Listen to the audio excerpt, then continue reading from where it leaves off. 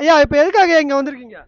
இப்போ வந்திருக்க காரணம் தாவேக்காவுடைய தலைமை கழகத்துக்கு இன்றைய தினம் வந்த நோக்கமே தமிழகத்துக்கு விடியல் முன் விசில் தான் வர வேண்டும் விடியலாக என்று மனம் இறைவனுடைய பலத்தோட நமது தளபதி அவர்கள் வெற்றி பெற வேண்டும் என்ற நோக்கத்தோடு கழகத்தினுடைய தாவேக்கானுடைய இணைப்பு வேலையாக நாங்கள் படத்திரண்டு வந்திருக்கின்றோம் என்பதனை உறுதியளிக்கின்றேன். ஆனால் இப்போ நீங்கள் இதுக்கு முன்னாடி எந்த கட்சியில் இருந்தீங்க?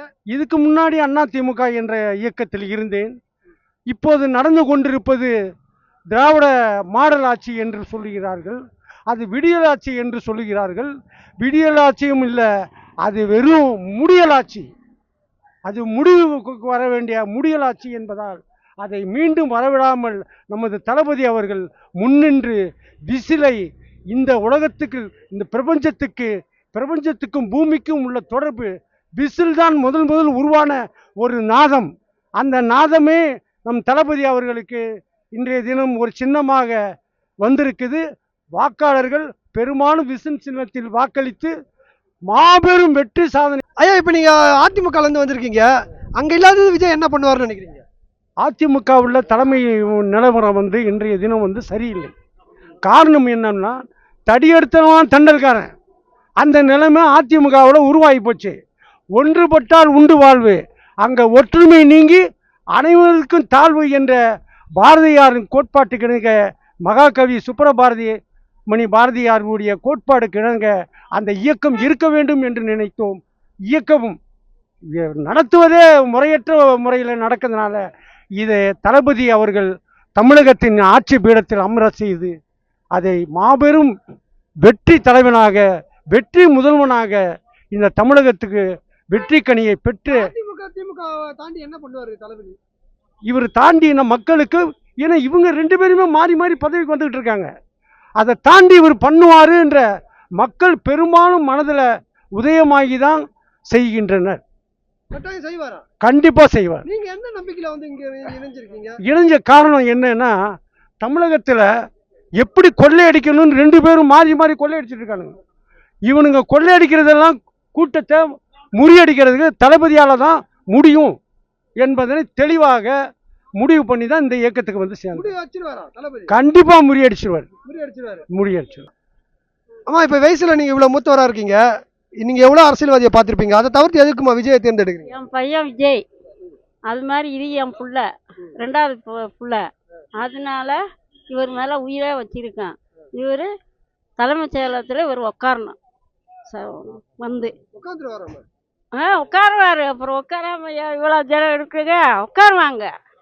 கண்டிப்பா ஜெயிச்சிருவாரு, நம்பிக்கை இருக்கு. அதான் மீட்டிங்கில் பார்க்குறோமே, எவ்வளோ கூட்டம், எல்லாம் கூட்டம், எவ்வளோ கூட்டம் வருது, அவருக்காக தானே வர்றாங்க.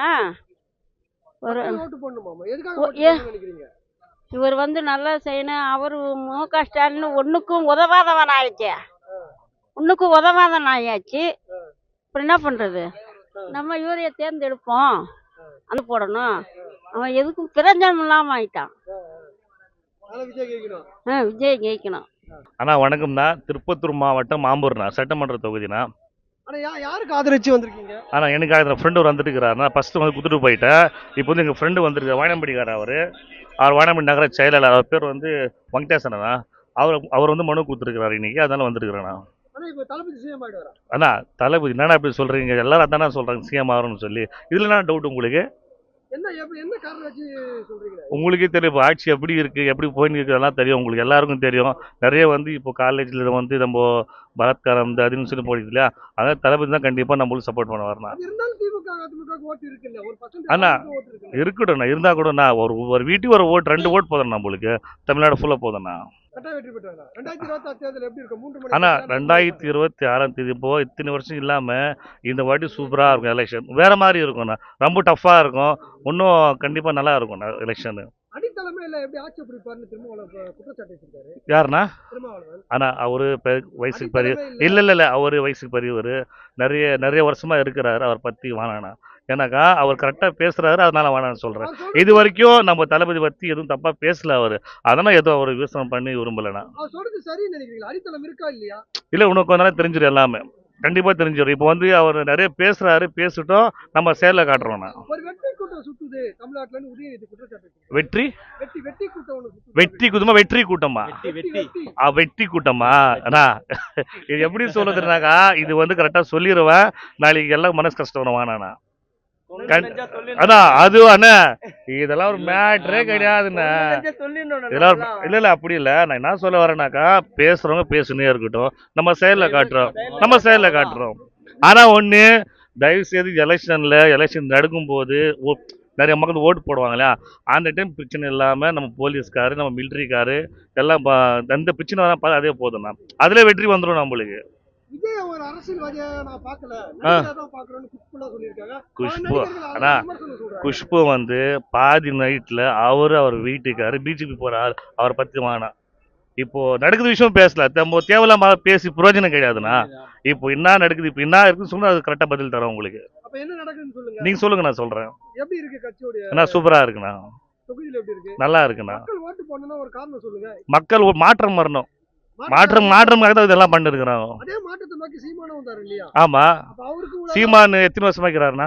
16 வருஷமா இருக்காரு. எங்கன்னா எம்சி இருக்கிறாங்களாண்ணா? எம்பிக்கிறாங்களா, எம்சிக்கிறாங்களா? வாண்ணா அடுத்தது சொல்லுங்க. இல்ல அவர் அரசியல் நல்ல அரசியல் இல்ல, அவரை போல பேச்சாளர் யாருமே இல்ல. பேச்சலர்னாக்கா எப்படின்னா, வந்த புதுசு இப்போ சீமான் அண்ணா வந்து நல்லா பேசுறாரு, தளபதி வந்து இன்னும் யாருக்கிட்டும் சரியா பேசலன்னு சொல்றீங்க. இது கஷ்டப்பட்டு பாருங்க. மக்கள் ஓட்டு போடுறாங்க. அப்படியாப்பட்ட ஒரு பேச்சாளருக்கு மக்கள் 2% ஆனா பேச்சாளர் வேற, செயல் வேற. இப்போ நானும் சொல்றேன், நான் அது பண்றேன், இது பண்றேன்னு சொல்லி செய்ய முடிஞ்சிச்சா? முடியல. தளபதி கண்டிப்பா வருவாருன்னா, செஞ்சுட்டாரு. நிறைய பேர் தளபதி என்ன பண்றான்னு கேக்குறீங்களா? தளபதி இப்போ இல்லைண்ணா, இப்போல்லாம் யாருக்கும் வந்து திடீர்னு அரசியல் வரல. அவர் எப்போ ஒரு 35 வருஷமா பண்ணிட்டு இருக்கிறார், ஆனா யாருக்கும் தெரியாது. எங்களுக்கு வந்து எங்கள் அண்ணன் வந்து விருப்ப மனு கொடுக்க வந்திருக்காங்க. நம்ம பூந்தமல்லி தொகுதியிலேருந்து வந்திருக்கோம். ஸோ அவருக்கு சப்போர்ட் பண்ணுறதுக்காக யார் வந்திருக்கோம். நிக்கணும்னு நினைக்கிறீங்க? எங்கள் தொகுதியில் கேட்குறீங்களா? தொகுதியில. திருவள்ளூர் பொறுத்த வரைக்கும் எங்கள் மாவட்ட செயலாளர் வந்து பிரகாசம் குட்டி அண்ணன். ஸோ குட்டி அண்ணனுக்கு சீட் கொடுத்தா நல்லா இருக்குன்றதான் எங்கள் விருப்பம். ஆதரவு இருக்கா கட்சியில அவருக்கு? கட்சியில் ஆதரவு இருக்கான்னு சிம்பிளாக கேட்டுட்டீங்களே. நீங்கள் அந்த பக்கம் வந்து பார்த்தா தான் தெரியும் எங்கள் அண்ணனுக்கு எவ்வளோ சப்போர்ட் இருக்குன்ட்டு. பயங்கரமாகவே இருக்குது. ஏன்னா அவர் வந்து கடந்த 3 வருஷத்துக்கு மேலேயே வந்து டெய்லியும் விலையில்லா விருந்தகம் வந்து பண்ணிட்டு இருக்காங்க, சண்டேவை தவிர்த்து. ஸோ நம்மளால ஒரு 4 நாளே சேர்ந்தாப்புல சாப்பாடு போட முடியாது. 3 வருஷத்துக்கு மேலே ஒருத்தர் பண்ணுறாருன்னா ரொம்ப பெரிய விஷயம். மக்கள் ஆதரவு இருக்கா? பொதுமக்களோட ஆதரவு? இதை நீங்கள் என்கிட்ட கேட்டு தெரிஞ்சுக்கூடாது, நீங்கள் பார்த்தாலே தெரியுங்க. இதுக்கு மேலே ஒருத்தருக்கு ஆதரவு எப்படி நீங்கள் கொடுக்கணும்னு நினைக்கிறீங்க? கட்சியில யாருமே எதிர்ப்பு தெரிவிக்கலையா? அவரே எல்லாருமே ஒரு மனு தான் தேர்ந்தெடுத்திருக்காங்களா அவரை? ஆமாம், ஏன்னா எங்கள் அண்ணன் வந்து அந்த மாதிரின்னு சொல்லணும். அதாவது எங்களுக்கு கிடைச்ச மாவட்ட செயலாளர் வந்து உண்மையாலுமே நாங்கள்லாம் ரொம்ப கொடுத்து வச்சிருக்கணும் அப்படி தான் சொல்லணும். அவர் வந்து பெரிய அளவில் பணபலம் கிடையாது. ஆனால் குணத்தில் வந்து ரொம்ப ரொம்ப தங்கம். அவருக்கு பதவி கிடைக்கிறதுக்கு முன்னாடிலேருந்தே நாங்கள் இருக்கோம். ஆனால் அப்பயும் சரி இப்பயும் சரி, நீங்கள் இப்போ நினச்சா கூட அண்ணனை பார்க்க முடியும், ஃபோன் பண்ணி பேச முடியும். நம்ம ஏதாவது பிரச்சனைனா அண்ணன்கிட்ட சொல்ல முடியும். அவர் என்ன பிரச்சனாலும் எங்களுக்காக பேசியிருக்காரு, வந்து நிற்பார். அந்த ஒரு ரீசன் தான். இப்போ அதானே நம்மளுக்கு தேவை. தளபதியோட உண்மையான தொண்டர்னு சொல்லணும். இந்த 3 வருஷத்துல கட்சிக்காக என்னக்கா பண்ணியிருக்காரு? விலையில்லா விருந்தகம் பண்ணுறதே பெரிய விஷயங்க. அதை தாண்டி நிறைய உதவிகள் பண்ணிட்டு இருக்கோம். நிறைய வந்து நிறைய இடத்துல வந்து பயிலகம் வந்து பண்ணிட்டு இருக்காங்க. அதாவது இலவசமாக பசங்களுக்கு சொல்லி கொடுக்குறதா இருக்கட்டும், இலவசமாக வந்து பசங்களுக்கு ரொட்டி பால் முட்டை திட்டம், இந்த மாதிரி நிறைய வந்து பண்ணிட்டு இருக்கோம். அது தவிர்த்து அப்பப்போ நாங்கள் வந்து நலத்திட்ட உதவிகள் வந்து எல்லா வார்டுங்கள்லையும் எல்லா நகர்லையும் வந்து நம்ம கொடுத்துட்டு இருக்கோம். அது எல்லாத்துக்குமே கண்டிப்பாக வாய்ப்பு கொடுத்தா ஜெயிப்பார், டவுட்டே இல்லை. ஏன்னா நம்ம அவ்வளோ பெரிய சப்போர்ட் இருக்கும்பொழுது நாங்கள் அவ்வளோ சப்போர்ட் பண்ணுறதே அண்ணன் ஜெயிக்கணும் தானே. ஸோ கண்டிப்பாக அண்ணன் ஜெயிப்பார், எங்களுக்கு அந்த நம்பிக்கை இருக்கு. வாய்ப்பு கொடுக்கலான்றீங்களா? கண்டிப்பாக கொடுக்கணும்னு சொல்லுவேன். ஏன்னா பணக்காரவங்களை மட்டுமே நம்ம பார்த்துருக்கோம்ல. இப்போ உங்களால் நினச்சா உங்கள் தெரு கவுன்சிலரை கூட பார்க்க முடியாது.